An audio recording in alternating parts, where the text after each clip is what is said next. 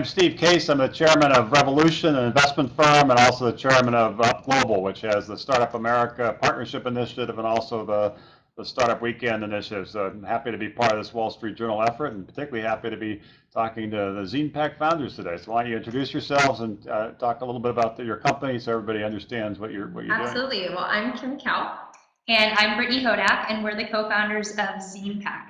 ZinePak is a company that makes custom entertainment publications for celebrities and brands. And I understand a little of the story how you got started. I guess one of you was from the music industry, another from the publishing industry, and it sounds like it's scaled pretty rapidly. I think you're doing $3-4 million in revenue right now. Is that right? Yeah, we've done about $5 million total in the 2.5 years that we've been around, which equates to roughly $16 million in consumer spending on our products, which is really exciting for us.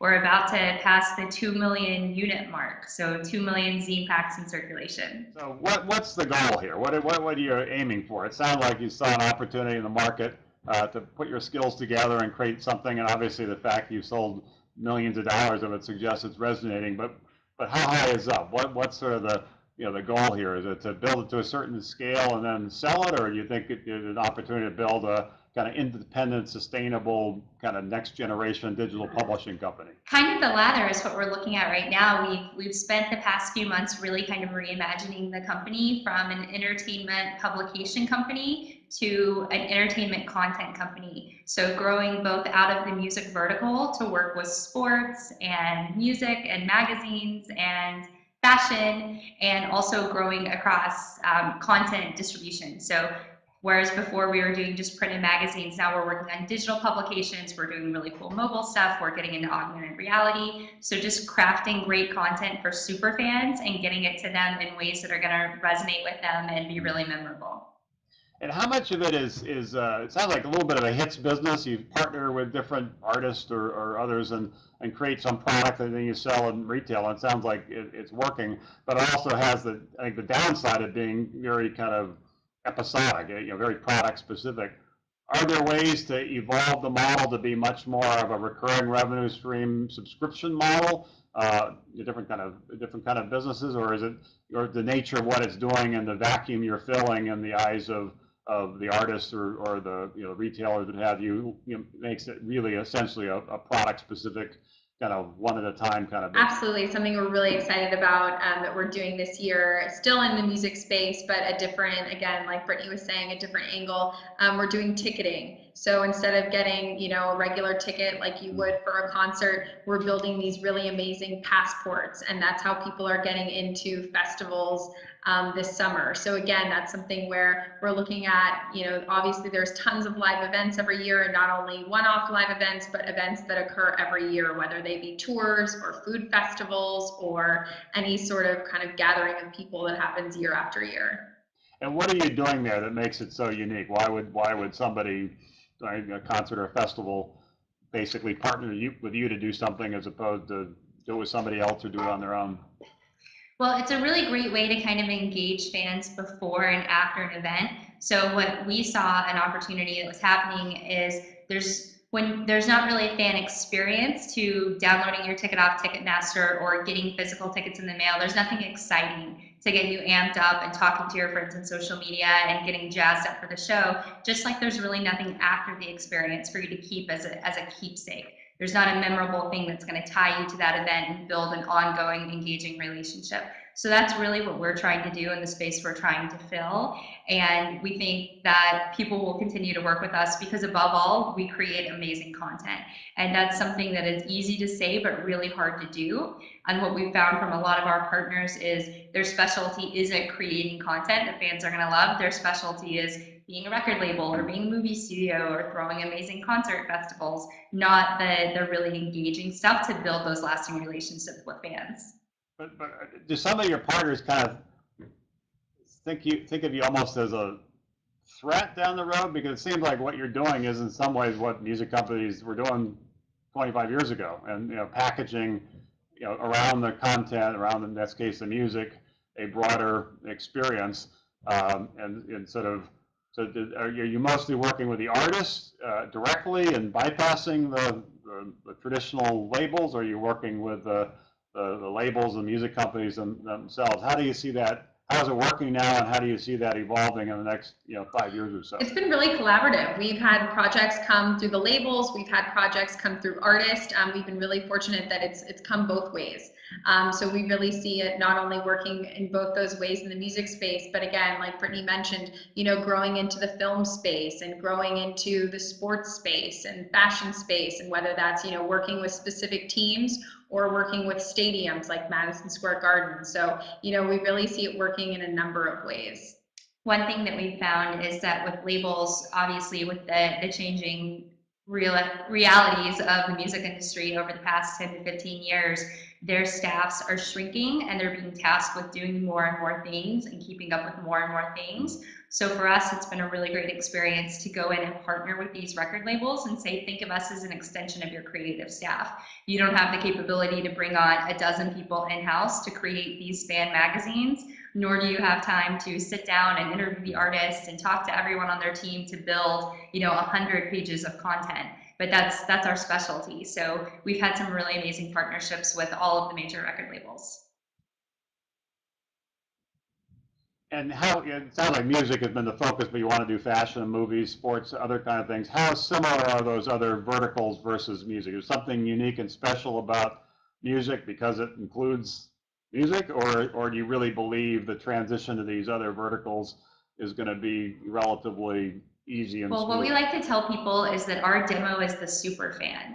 So the people that our ZinePaks are built for are people who take fandom to the next level and want to know everything about the things they're passionate about. And we found that that transcends every vertical. And those same fanatics that you have that have seen their favorite band play live 37 times are oftentimes very similar to the people that are going to wait 12 hours in line to see a movie on opening day, or the people that are going to paint their entire bodies to go to the football game and sit in the front row in freezing weather. So that's really what we're trying to harness and encourage, is for those super, super fanatical fans to have something that's going to connect them to the things they love in an even more exciting way.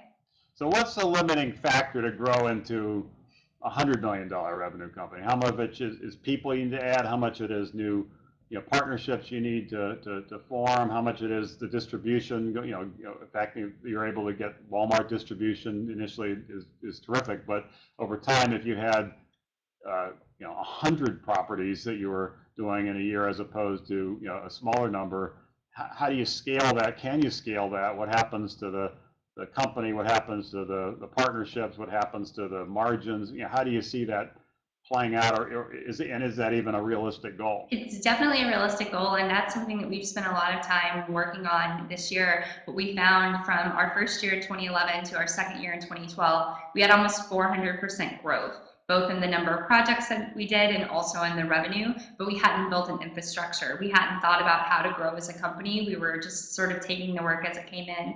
So we made a really conscious effort for about the first half of this year to really put a plan in place and build a structure that's going to be sustainable. So what we've done is create pods, so we know exactly what it takes from every creative aspect to put one of these ZinePaks together and how many people it takes. So we've put a plan in place that we feel like is going to be really sustainable as we grow, both in the number of projects that we're doing, in the number of verticals we're tackling, and also in the number of territories. So right now we're working on overseas distribution and getting people in all of these markets nationwide that would react really well to a ZinePak, and being able to create language and content specific to those territories for the fans in those markets.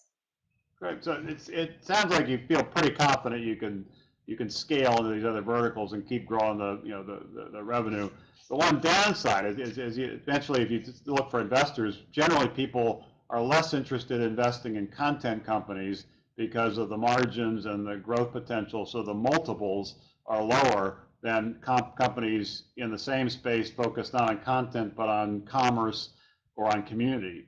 Are there plans to morph, kind of pivot from just being a content focused kind of digital packager and publisher to move more into commerce and community, so it's more of a blended model? You can generate more revenues on some of these properties, and also it would be more attractive in terms of how the company would be valued. It's not something that we've actively put a lot of time and thought into as of yet, but you bring up a great point. It's something that, down the road, as 4, 5, 6 months come across, it's definitely something that we realize is something that we need to spend a lot of time looking at. So what do you two argue about? It seems like you're good partners and you kind of have complementary skills, and it sounds like you're working well together, but I'm sure you don't agree on everything. So give me an example of something which you've had to like duke it out. A big argument point for us. My ideal ZinePak would be Jimmy Buffett, and Brittany, I'll let her share her ideal ZinePak. Mine is Garth Brooks. So sometimes we fight about who is cooler between Jimmy Buffett and Garth. But the goal is obviously to do ZinePaks for both of them and make 1 million copies of each and just see which one sells more, because that's the ultimate way to settle the argument. Wow. Well, if that's all you argue about, that's pretty good. But I'll bet you have some other debates about product strategy or what to do. So why ZinePak?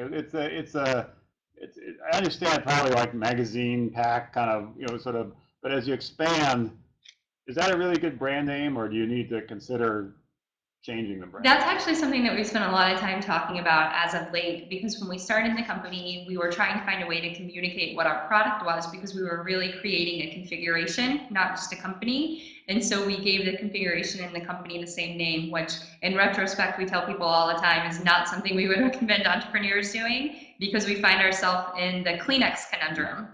We want to make new products under a different name. So that's something we have spent a lot of time thinking about and talking about and debating the merits of. So there very well could be a new name for this sort of parent corporation, because the next 3 projects that we're putting out are not standard traditional ZinePak configuration products.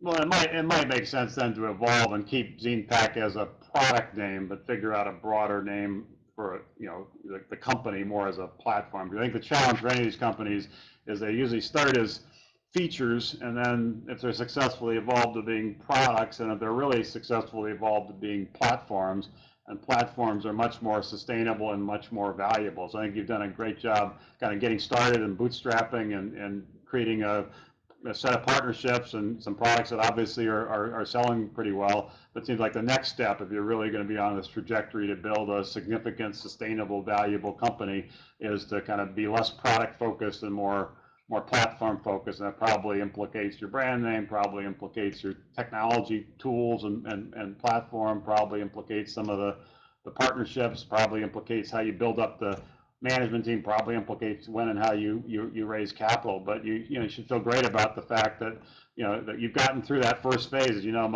Most startups don't succeed, and the failures usually happen relatively early, either because there's not a great product market fit, or the founders kind of disagree, or they just run out of money, or there's a whole host of reasons. You've already got through that first phase, and you should feel great about it, and you should pause and reflect and be grateful for the path that got you here. But I'm sure the next phase, while being very exciting, is also going to be a lot more challenging with all kinds of different things coming at you. So hopefully you've got your seatbelt fastened and you're ready for what will be an interesting ride. But congratulations! This is what makes America great. Is we're the most innovative entrepreneurial nation, and it's people like you who have ideas, and instead of just having the ideas, actually does something about it, puts it into action. And as Thomas Edison said, vision without execution is hallucination. So the fact that you had an idea and then have executed so well in the last few years against that idea is terrific. And I look forward to continuing to talk to you as you scale the company and build something great.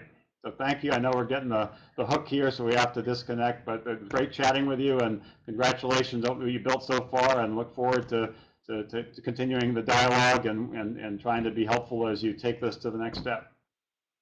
Let's start up America. Thank you so much. Thank you so much.